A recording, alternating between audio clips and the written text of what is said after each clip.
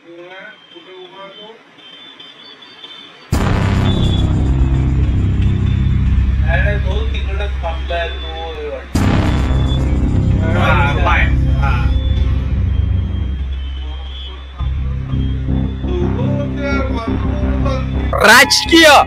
हेकले म्हणायला हरकत नाही। या लोकांसाठी म्हणून सर्व्हिस रोड कापण्यात आला।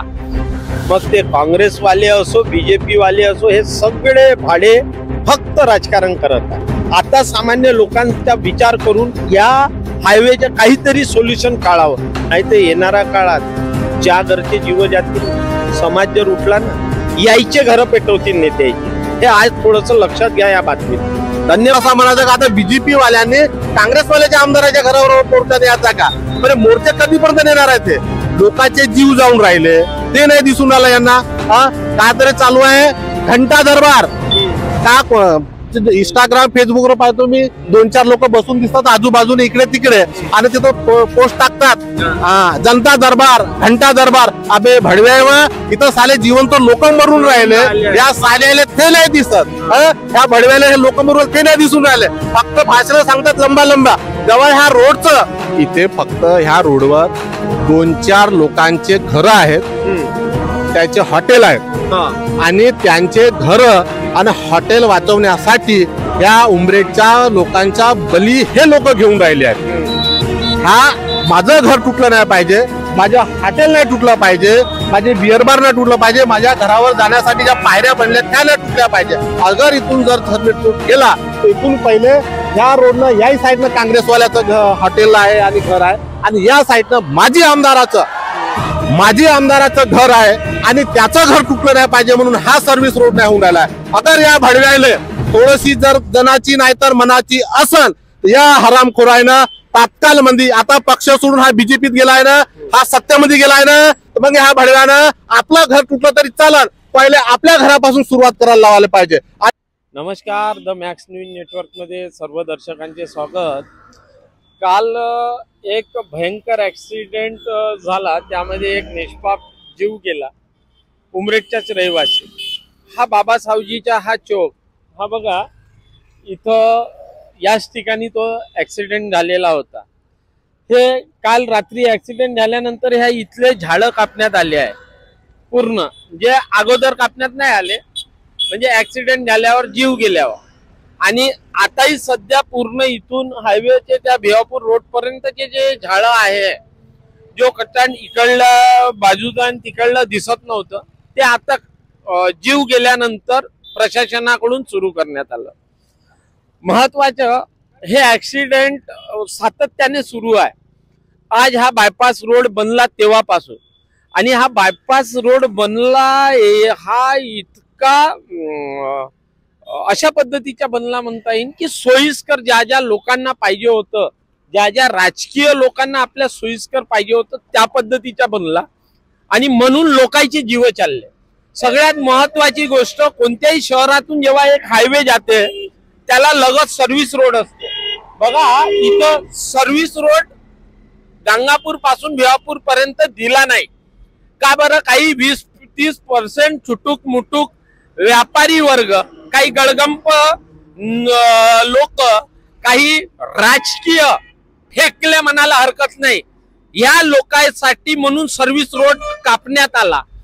सर्व्हिस रोड कापला तर कापला। दुसरी गोष्ट, गंगापूर पासून डायरेक्ट उड्डाणपूल घ्यायला पाहिजे होता भिवापूरच्या रोड पर्यंत, शेवटपर्यंत। तोही आपले धंदे वाचावं ह्याच गळगंब लोकायला म्हणून तोही प्लॅन कॅन्सल करण्यात आला। तेव्हाचे असणारे आमदार आजी माजी आताचे पडित म्हणायला हरकत नाही। महत्वाचं, लोकांचे सामान्य लोकांचे जीव जात आहे। नुकतंच मागच्या वर्षी एक शिक्षिका मुलीचा जीव बायपास चौकात झाला होता। निस्त्या घोषणाबाज्या करणारे हे नेते, आम्ही निवडून आल्यावर हे करू ते करू। आता जे निवडून आले संजय मेश्राम, याही नाही बोला आमदार बोला मध्ये लाईव्ह मध्ये आहे, ते बोला आमदार बोला आमच्या ह्याच्यात कोणी एपिसोड पाहू शकता, त्यात बोलले का मी निवडून आल्याबरोबर पहिले समस्या सोडवीन। 1-1.5 महिना झालाय सत्कारामध्ये व्यस्त, लोकांच्या समस्याकडे त्याला पाहायला वेळ नाहीये। का बरं? निघाला त्याच्या वेळ, झाले आमदार आता 5 वर्ष, केलं नाही केलं काही चिंता। दुसरी गोष्ट, याच बाबा सावजीच्या जवळ इथे आज नाही दिसत आहे, नाही तर इथं रांगा राहते ट्रकांच्या. या ट्रकांच्या रांगा इथं त्या WCLच्या कोणती सप्रा की काही कंपनी आहे त्याचे ऑफिस आमच्या उमरेड शहरात इथं बनलं आहे. दिवसभर ट्रक उभे राहते, त्याच्यामुळे ऍक्सिडेंटचे प्रमाण आहे. पोलीस प्रशासन छोपेत का देणफेण घेऊन मोकळे होतात माहित नाही. लोक मेल्यावर थोडीशी चुटूक मुटूक दाखवतात. जो WCLचा प्रॉब्लेम आहे ट्रकचा, तोही आम्ही सातत्याने उचलत राहिलो, पण त्याच्यावरही काही परमनंट सोल्युशन काढू नाही शकला आमच्या पोलीस प्रशासन. त्याच्यानंतर RTO रोज येते सामान्य माणसाले पकडाले, रेती गिट्टी वाले ट्रक पकडाले, ज्याच्याकडून पैसे नाही मिळाले आहेत त्याच्यासाठी. सामान्य माणसासाठी या प्रशासकीय लोकांना वेळ नाहीये. दुसरी आता महत्वाची गोष्ट, या सगळ्या प्रॉब्लेम्स बद्दल सातत्याने सामाजिक कार्यकर्ते राजेशजी मेश्राम यांनी पाठपुरावा भरपूर केला आहे या सगळ्या समस्या संदर्भात. आपण त्यांच्याकडून जाणून घेऊ. दादा, तुम्ही या रोड संदर्भात लास्ट टाइम उपोषण वगैरे बसले होते. का अटी शर्ती होत्या या रोड बनण्याच्या संदर्भात? नमस्कार. आज जर आपण पाहिलं, हा जो रोड बनलेला आहे हा रोड तसाही बनणार नाही होता. नागपूर उमरेड ते भिवापूर असा हा 80 किलोमीटरच्या 70 ते 75 किलोमीटरच्या जवळपास हा रोड आहे. आणि हा रोड पूर्वे व्हावा यासाठी माझं 9 दिवसाचं उपोषण होतं. त्या पिरियडमध्ये जवळजवळ निवडणुका बी लागणार होत्या, पण उपोषणाच्या याच्यामध्ये हा रोड बनून गेला. पण हा रोड नागपूर पासून तर भिवापूर बनायला पाहिजे होता, तेवढा न बनता नागपूर पासून फक्त उमरेड पर्यंत बनला. पण बनत असला ठीक आहे, पैशाची कमतरता असू शकता त्याच्या माध्यमातून कमी असला. पण आज जर विषय घेतला आपण तर आमचा जो कोलमाईस आहे, कोलमाईस पासून म्हणजे खदान, उमरेड जे कोलमाईस खदान आहे तिथपासून तर आपण पकडला तर भिवापूर नाका, म्हणजे तिथून पकडला तर इथपर्यंत हा 5 किलोमीटरचा अंतर पडते आमच्या उमरेड शहराचा आउटर. आणि इथे जो रोड यांनी बनवला फक्त मोठ्या गाड्या जाण्यासाठी. आणि जे आमचा जो उमरेड वासी जो आहे, शहरातला जो व्यक्ती आहे, त्या व्यक्तीला जाण्यासाठी इथं सर्व्हिस रोड पाहिजे होता. आणि ते सर्व्हिस रोड होण्यासाठी जेव्हा यांचं काम सुरू होतं, काम चालू झालं, काही आणखी चालूच होतं, तर मीच काही त्या लोकांना घेऊन आणखी एक निवेदन दिलं होतं ADO इथे, की सर इथे आपल्याला सर्व्हिस रोडची आवश्यकता आहे. कारण इथे हा मोठा इथं येण्या जाण्याचा रस्ता आहे, सगळे मार्केट लाईन आहे, इथे मोठ्या मोठ्या कंपन्या आहेत, आपल्या इकडे खदानी आहेत, गिट्टी खदान आहे, कोलमाईस खदान आहे, आणि वरतून आपल्या इकडे सर्व कॉलेज शाळा इथं असल्यामुळे सगळा जे आज 110 ते 15 ग्रामपंचायत आपल्या ह्या उमरेड शहरासोबत अटॅच आहेत. तर इथं येण्यासाठी लोकांना सर्व्हिस रोडची आवश्यकता आहे. येणाऱ्या काळामध्ये इथं खूप मोठ्या प्रमाणामध्ये ऍक्सिडेंट होऊ शकतात. अशा पद्धतीने आम्ही त्या SDO निवेदन सुद्धा दिलं. पण इथच्या स्थानिक आमदार जे होते, म्हणजे माजी आमदार आणि आता आजी आमदार आणि माजी आमदार, म्हणजे आता दोनही झाले. एका पिरियड मध्ये जेव्हा एक रोड बनायच्या पहिले काँग्रेसच्या लोकांनी BJPच्या आमदाराच्या घरावर मोर्चा नेला होता की रोड बनवा म्हणून. आता विषय असा आलाय की आता BJPच्या मुलगा मरण पावला होता. त्या पिरियड मध्ये काँग्रेसच्या लोकांनी BJPच्या आमदाराच्या घरावर मोर्चा नेला होता. आता मला असं म्हणायचं का आता BJP वाल्यांनी काँग्रेसवाल्याच्या आमदाराच्या घरावर मोर्चा न्यायचा का? म्हणजे मोर्चे कधीपर्यंत नेणार आहेत? हे लोकांचे जीव जाऊन राहिले ते नाही दिसून आलं यांना. का तरी चालू आहे घंटा दरबार.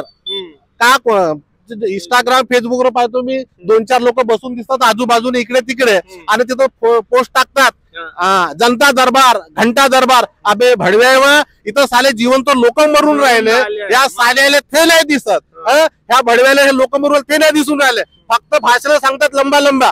जेव्हा ह्या रोडचं उद्घाटन होणार होतं तेव्हा माननीय रोडकरी, आपण त्याला म्हणून नितीन गडकरी साहेब, त्यांचं पद कोणतं आहे? रोडकरी. इथं त्याने लंबा मोठा असा बॉसर काढला होता की त्याच्यावर मी हे करणार, मी तो करणार, मी ह्या रोड पासून हे करणार होता.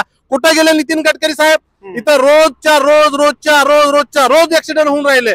आज जर पाहिलं तर हप्त्याच्या अंदर मध्ये ह्या कोलमाईस पासून उमरेड पर्यंत ह्या रस्त्यावर होते. आणि जर आपण जर पाहिलं बिहापूरचा रोड जो आहे तो उमरेड पासून जर पकडला तर आपलं बिहापूर पर्यंत रोज 1-2 व्यक्ती मरून राहिले. रोज त्या भडव्याच्या घरचं काय जाऊन राहिलं. अरे इथचा एक ज्या घराण्यातला एखादा माणूस जेव्हा घर उद्ध्वस्त होऊन राहिला आहे त्याच्यावर काही आहे की नाही. त्या लोकांचा बोजा जो आहे, जो व्यक्ती मरून राहिला आहे त्याच्यावर जे परिवार चालून राहिला त्याचं घर उद्ध्वस्त होऊन राहिलं कोणामुळे. ह्या साल्या जनता दरबार आहे वाल्यामुळे. हे साले फक्त चुत्या बनवायचं काम करतात, सांगतात मग ऐसा करता. कुठे गेले साले आता सगळे हे.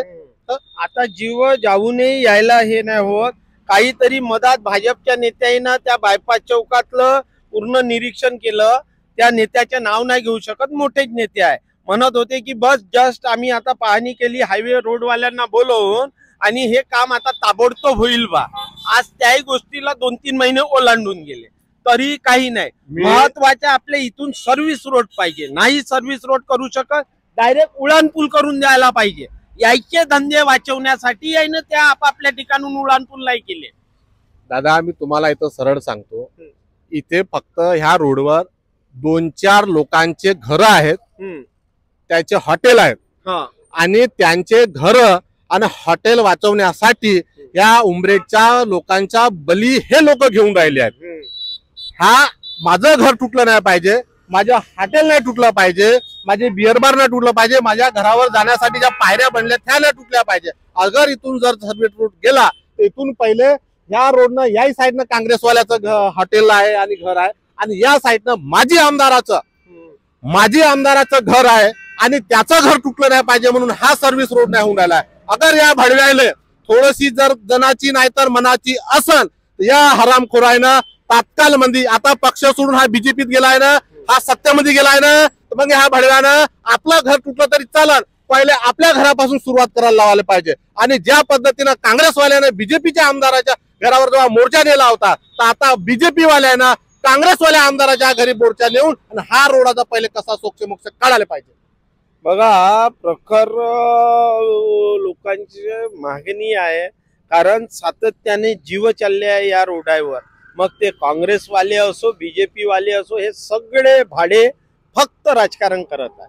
आता सामान्य लोकांचा विचार करून या हायवेचे काहीतरी सोल्युशन काढावं, नाही तर येणाऱ्या काळात ज्या घरचे जीव जातील ना, समाज जर उठला ना, यायचे घर पेटवतील नेत्याचे.